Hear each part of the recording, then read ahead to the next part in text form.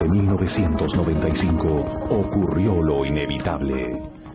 Nuevas y más frecuentes escaramuzas armadas en la frontera precipitaron un terrible enfrentamiento que añadió un nuevo capítulo de sangre y desolación a la historia de nuestros pueblos. La guerra del Cenepa había comenzado. Fue una experiencia especial y aterradora. No se le presenta tan fácilmente a un presidente de la República. Vivir el clima de guerra fue algo atroz. Pude constatar personalmente cómo soldados peruanos y ecuatorianos se enfrentaban en medio de las dificultades de esa espesura. Todos mostrando su heroísmo que en este caso conducía a la muerte, mostrando su heroísmo que en este caso conducía a la muerte. La cordillera del Cóndor se convirtió en el desgarrador escenario en el que dos pueblos hermanos se desangraban una vez más por un viejo problema nunca solucionado. Aquella herida abierta sangraba sin que nadie pudiera hacer nada para evitarlo. Miles de jóvenes de dos países hermanos se enfrentan en un feroz infierno de muerte y desolación.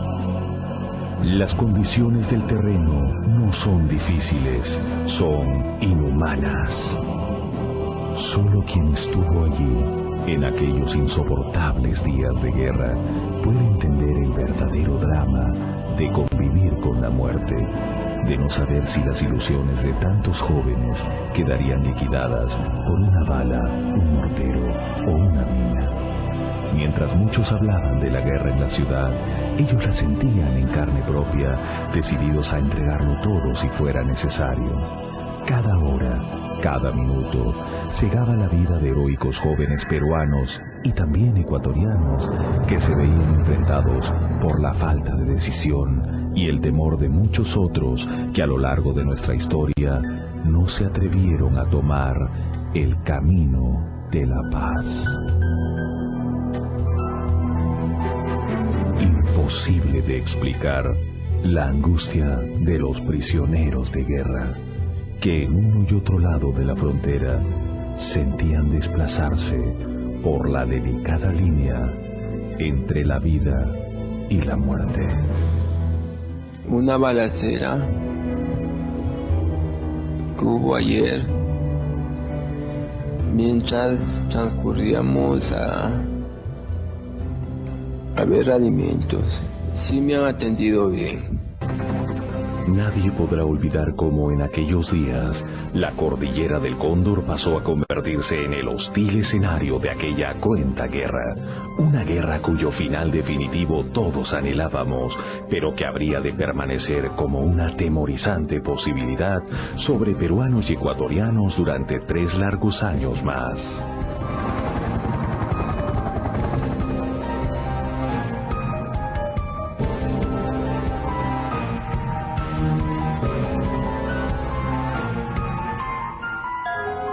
Cientos de heroicos soldados estaban orgullosos de su invalorable entrega y vivían minuto a minuto la tensa incertidumbre de no saber si podrían volver a encontrarse con sus familias. Un saludo especial a la familia Solís, en la ciudad de Chincha, y en especial a mi esposa, que ya debió dar a luz, y la verdad que no sé si es hombre o es mujer. Soy un muchacho voluntario de 20 años y estoy sirviendo al ejército y defendiendo en Perú. Quisiera mandar un saludo para la familia Pino, parte de su hijo Alfredo William Cámara Pino. Gracias.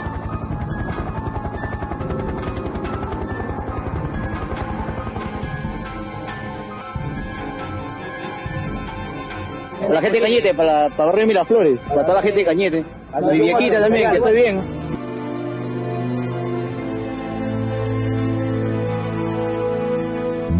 Difícil encontrar palabras para describir el tenaz y silencioso dolor de los heridos, la tristeza contenida en el rostro de los soldados al trasladar el cuerpo de algún joven compañero caído heroicamente en la defensa de su suelo.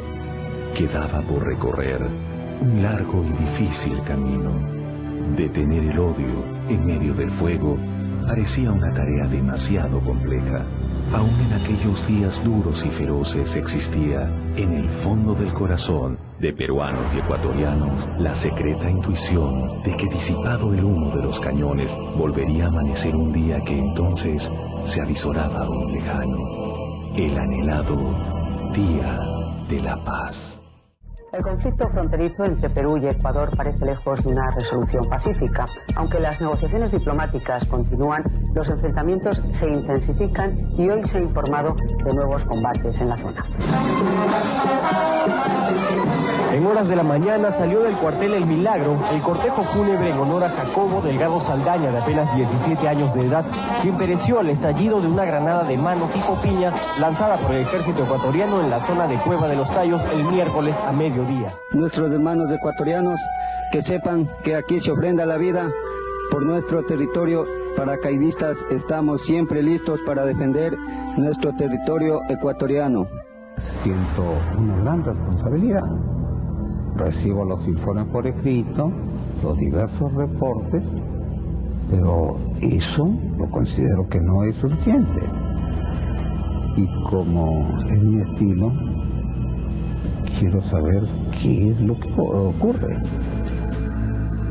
Y me traslado al lugar de los hechos. Y lo que vi allí fue algo terrible. En medio del fragor de aquella batalla fratricida, en medio del estruendo de los morteros y del dolor de los innumerables heridos y los muertos que habrían de enlutar a tantas familias, el presidente Alberto Fujimori tomó la decisión de constatar personalmente la cruda realidad que se vivía en la línea de fuego para compartir con sus tropas esa indescriptible experiencia. El camino pues a la zona de conflicto era un camino completamente pues desastroso.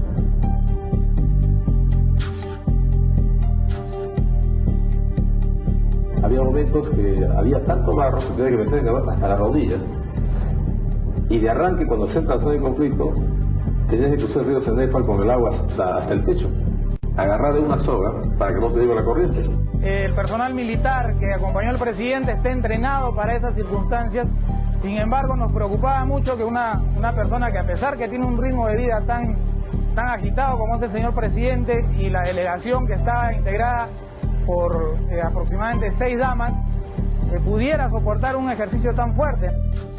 En medio de estas terribles condiciones, los pobladores de la zona, más conocidos como yachis, cumplieron un papel que muy pocos conocen, pero que fue realmente importante, ya que se convirtieron en el único nexo entre las zonas de combate y los puestos de vigilancia. El yachi trajo un mensaje. Cuando llegó ese mensaje a las 5:30 de la tarde aproximadamente, decía de que el gobierno ecuatoriano no se responsabilizaba si el señor presidente no abandonaba la zona de operaciones. El presidente envió un mensaje diciendo de que el presidente no iba a abandonar la zona de operaciones, de que si algo le pasaba al señor presidente, esto se podía tomar como una declaratoria de guerra. ¡Presente!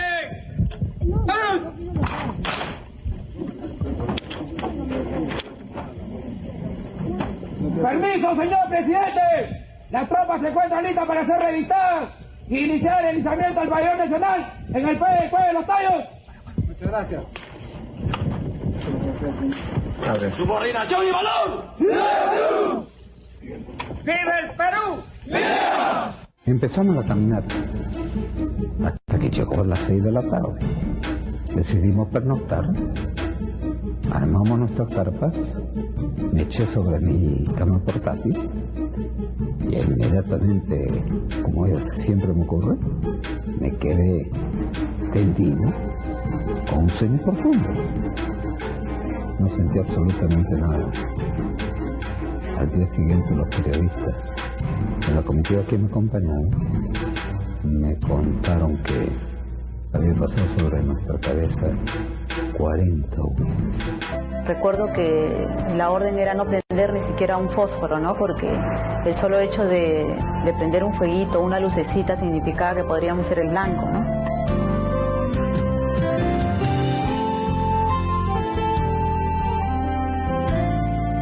Entonces caminé un poco agarrada de los árboles, ya no se veía absolutamente nada hasta que me tropecé y era el presidente. Yo me había tropezado con el presidente y en realidad casi los dos nos caemos uno encima del otro. Y estaba con un libro de anotaciones ahí, yo no sé realmente qué veía, ni cómo lo hacía, ni qué cosa estaba haciendo él, ¿no? Pero lo vi muy concentrado, luego me di cuenta, con un cuadernito, haciendo anotaciones, apuntando, qué sé yo, evaluando probablemente, ¿no? Y ahí aprendí a distinguir el POC, que era el momento del lanzamiento por parte de la tropa ecuatoriana del mortero hasta el estallido mismo de la munición, ¿no? O sea, era un POC, POC, POC. De regreso de la IE, luego de una larga caminata de varias horas, recibimos una andanada de granadas de morteros que cayeron muy cerca de nosotros, tal vez a 100 metros de distancia. Nos refugiamos en unos árboles, pero aún así sentimos las hojas y las ramas que cayeron sobre nuestras cabezas. Y fue pues algo muy difícil en extremo, tanto que algunas compañeras, los nervios pues le traicionaron y estallaron en un llanto, una crisis bastante difícil de controlar, pero es que el momento definitivo estuvo muy cerca. Entonces los paramos, pero las piernas no respondían porque los nervios, ¿no? Entonces te pones totalmente tensa y no puedes caminar. Y el soldado un poco arrastrándonos, ¿no? Pero corren, les digo que corren. Y en eso sonó la segunda bomba, ¿no? Como un cohete y luego la explosión. Él durmió también en un hueco de zorro. Los durmieron los soldados, él durmió con los soldados ahí en los huecos de zorro. Y a cada uno, digamos, de nosotros, por parejas o 3 o 4 personas, nos dieron un sitio, un hueco de zorro bajo tierra para dormir ahí. Permanentemente estábamos mojados y dormías mojado y estabas todo el día mojado y el presidente igual con nosotros. Pero yo recuerdo con particular impresión cuando nos cruzamos con el primer soldado muerto que veíamos nosotros ahí. El presidente comentó a un pequeño grupo en el que estábamos, no más de 2 o 3 personas que estábamos próximos a él. ¿Han visto ustedes esto? No podemos permitir que esto vuelva a suceder. La paz no tiene precio y por la paz cualquier sacrificio se justifica. Y ahí está la gente que cayó. Yo creo que para ellos el homenaje, ¿no? De que no solo tuvieron la valentía física, sino también moral de poder enfrentar una situación en esas condiciones. Quienes estaban en el campo de batalla eran los chicos, los que menos tienen, de repente la gente que uno puede ver muy de lejos aquí, ¿no? En los pueblos jóvenes o en los asentamientos humanos. No va a pelear un chico que vive en Chacaría, que vive en Monterrico, en San Isidro. O sea, esas caras no fueron las que yo vi ahí. Entonces hay que pensar muy bien antes de decir, no, eso no fue innecesario, porque se fueron allá. Pero sabíamos que ellos estaban ahí hace un mes y probablemente se tenían que quedar otro mes o hasta que eso acabe. Y que eso era una guerra donde se moría gente de verdad, o sea, no era el simple titular del periódico donde tú veías que derribaron un avión o cayó gente ecuatoriana o cayó gente peruana. No, la guerra eran seres humanos muriéndose. Él, cuando sale de la zona de conflicto, ya él sale convencido y decidido que tiene que firmar la paz con el Ecuador. Y estoy seguro que si el presidente hubiera tenido que hacer ese viaje 1.000.000 de veces, o los que lo acompañamos, lo hubiéramos hecho siempre. Había que agotar todas las posibilidades de diálogo para evitar la irreparable catástrofe de un conflicto generalizado. Y mientras el primer mandatario se arriesgaba a permanecer en la zona de combate, dirigía al mismo tiempo otra batalla no menos reñida y tenaz que tenía lugar a muchos kilómetros de allí, en la mesa de negociaciones. De pronto, al teléfono de Hugo de Sela, negociador de Cancillería peruana que se encontraba en Piura con los representantes de los países garantes, llegaría una noticia que no haría sino agudizar la crisis y generar un momento de gravísima tensión. Una posición muy cercana al emplazamiento donde el presidente acampaba en la frontera había sido blanco de un sostenido ataque por parte de la artillería ecuatoriana. Fue uno de los momentos más dramáticos del conflicto. Mientras el presidente y su comitiva sufrían ese ataque, el canciller Efraín Goldenberg tuvo entonces que enviar un serio mensaje al gobierno del Ecuador. A pesar de la hora, logré hablar con un muy alto funcionario de la Cancillería Argentina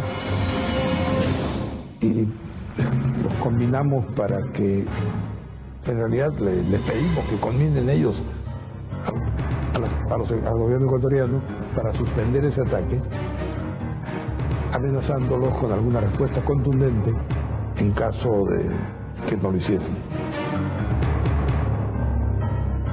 Mientras tanto, las negociaciones no cesaban.